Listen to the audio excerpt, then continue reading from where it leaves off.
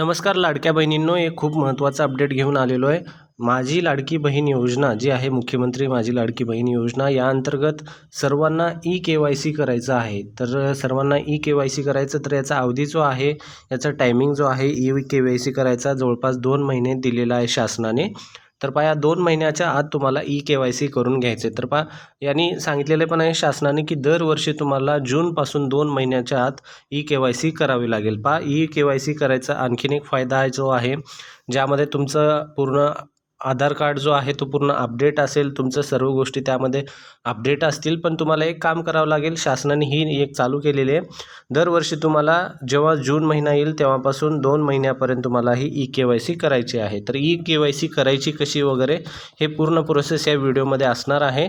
तर चला लाडक्या बहिणींनो, ई-के-वाय-सी करायची प्रोसेस चालू करू. तर पहा या ठिकाणी तुम्हाला काय करायचं, सर्वात अगोदर लाडकी बहीण योजना जी आहे यासाठी तुम्हाला लाडकी बहीण म्हणून फक्त गुगलवर जायचं आहे आणि गुगलवर गेल्यानंतर लाडकी बहीण असं एवढं जरी टाकलं तर त्या ठिकाणी लगेच तुम्हाला खाली येऊन जाईल की लाडकी बहीण योजनेचा जो हा पहिला कॅप्चा आहे, पहिला ऑप्शन जे आहे हे या ठिकाणी तुम्हाला काय करायचं आहे, क्लिक करायचं. या ठिकाणी क्लिक केल्यानंतर तुमचं काय होईल, लगेच तुम्हाला ती वेबसाईट जी आहे ती वेबसाईट त्या ठिकाणी ओपन होऊन जाईल. तर वेबसाईट ओपन झाल्यानंतर तुमचं अशा प्रकारचं पूर्ण फ्रंट पेज येणार आहे. अशा प्रकारचं हे पूर्ण पेज असणार आहे, जे की तुम्हाला या ठिकाणी ई-के-वाय-सी करायचं आहे. तर पहा लक्षात असू द्या, ई-के-वाय-सी करणं म्हणजे काय असते, तुमचा आधार कार्ड जो आहे तो अपडेट करून घ्यायचा आहे, याचाच अर्थ ई-के-वाय-सी असतो. बऱ्याच जणाला हे काय माहीत नाही आहे.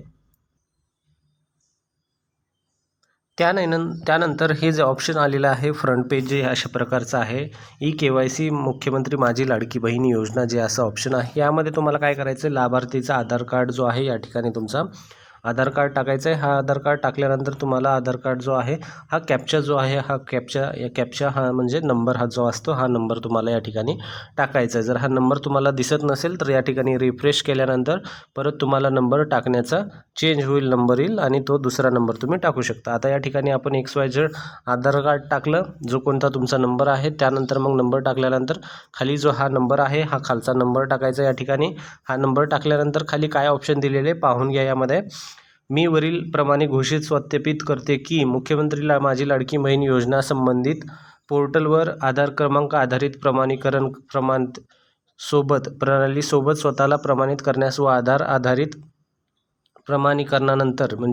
प्रमाणीकरणानंतर माझा आधार क्रमांक म्हणजेच OTP माहिती प्रदान करण्यास सहमती देण्यात माझी हरकत नसेल, असं या ठिकाणी सांगितले आहे.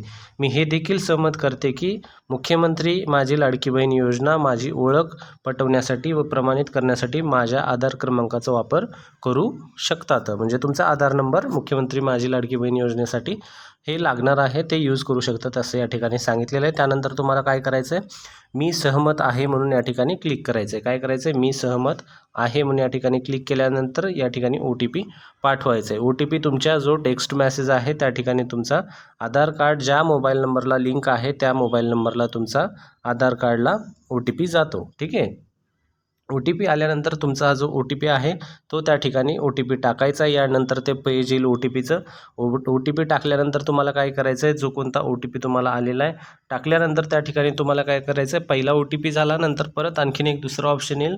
2 OTP तुम्हाला या ठिकाणी टाकावे लागतील. दुसरा OTP असेल जो की तुम्हाला तुमचे वडील किंवा तुमचे पती आहे हे तुम्हाला निवडायचं आहे. त्यामध्ये हजबंडचा एक ऑप्शन येईल आणि त्यानंतर दुसरा ऑप्शन जो असेल तो असेल तुमच्या वडिलांचा असेल. ठीक आहे. ह्या 2 ऑप्शन तुम्हाला या ठिकाणी निवडायचं आहे. तुम्ही कोणतं निवडता ते तुमच्यावर आहे.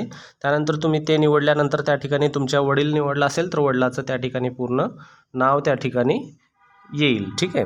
त्यानंतर वडिलाचं नाव आल्यानंतर दुसरं ऑप्शन असेल इथं, एक वडिलाचं झाल्यानंतर दुसरं असेल तुमचं जातीचा प्रवर्ग, त्या ठिकाणी ऑप्शन असेल जातीचा प्रवर्ग, वडील झाल्यानंतर त्यानंतर इकडल्या साईडला असेल तुमची जात. ठीक आहे. तुमची जो कोणती जात आहे जातीचा प्रवर्ग, तर तुम्हाला कोणती पण कास्ट असेल जी तुमची कास्ट आहे ते तुम्हाला त्या ठिकाणी निवडायचं आहे. तुमची जात निवडल्यानंतर तुम्हाला काय करायचं आहे, तुम्ही त्या ठिकाणी परत एक खाली ऑप्शन येतं की त्या तुम्हाला होय नाही जे आहे त्या ठिकाणी ऑप्शन येतं, जे की तुम्ही वेतन घेत आहात का, तुम्ही कोणत्या शासकीय नोकरीमध्ये वगैरे आहात का, असं त्या ठिकाणी ऑप्शन येईल. तर तुम्हाला त्या ठिकाणी तुम्ही काय करताय काय नाही ते सगळं तुम्हाला तिथं ऑप्शन व्यवस्थित करायचं आहे. तुम्ही जर वेतन घेत नाहीत म्हणून त्या ठिकाणी असेल तर हो तुम्ही तिथं करायचं, हो करायचं, वेतन घेत नाही. ठीक आहे.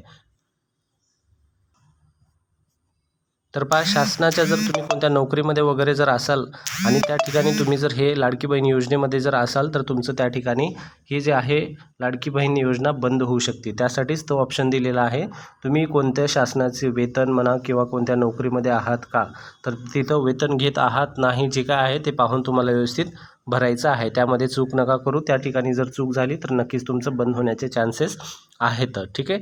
त्यानंतर सबमिट करायचं आहे. सबमिट केल्यानंतर तुम्हाला काय होईल, त्या ठिकाणी सबमिट केल्यानंतर तुम्हाला सक्सेस म्हणून त्या ठिकाणी ऑप्शन येईल. सबमिट करायचं आहे. सबमिट केल्यानंतर तुमचं पूर्ण झालं प्रोसेस म्हणून, असं तुम्हाला सक्सेस म्हणून तुमचं KYC झालं म्हणून त्या ठिकाणी ऑप्शन येईल. ठीक आहे. असं करून पहा. जर नाही असं समजलं तर परत तुम्हाला कमेंट करा. तुम्हाला नेक्स्ट व्हिडिओमध्ये डिटेल पण करून सांगण्यात येईल.